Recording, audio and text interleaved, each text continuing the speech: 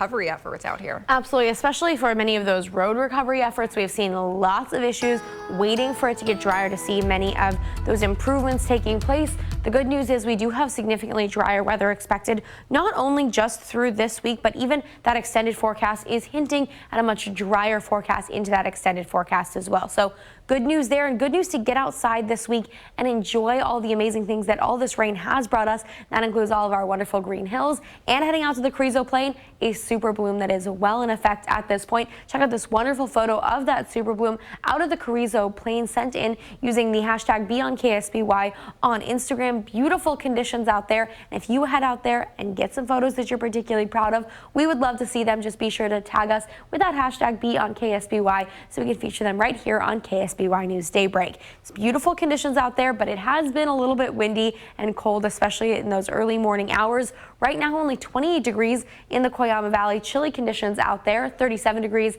in St. Inez and 40 degrees in San Luis Obispo. Right now, 44, just a little bit warmer in Santa Barbara as you head out the door. You're likely still going to want that extra layer, though. We're not going to be seeing too many of those really warm conditions for today. We're still lingering with that colder conditions from our windstorm that we saw just yesterday.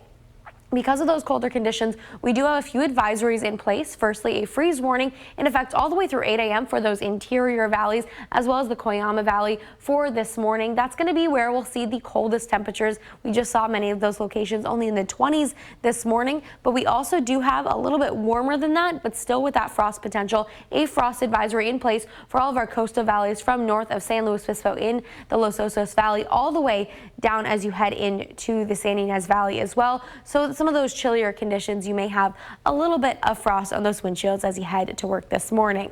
Now, we also do have a lot of winds that are lingering here on the Central Coast, and winds come with waves as well. So we do have a high surf advisory in effect for all of our western beaches all the way through 11 a.m. this morning. It is lingering, so they are calming down pretty significantly, but many of those waves with local sets up to about 12 feet. You can see many of those waves up to about 10 feet this morning. So just be careful out there if you're going to be along those coastlines. We also do have some lingering warnings and advisories for those winds. We do have a wind advisory in place for the highest elevations of Santa Barbara County all the way through 3 p.m. today. And that doesn't even account for those winds turning back on shore and bringing us a little bit more of those windy conditions later on this afternoon.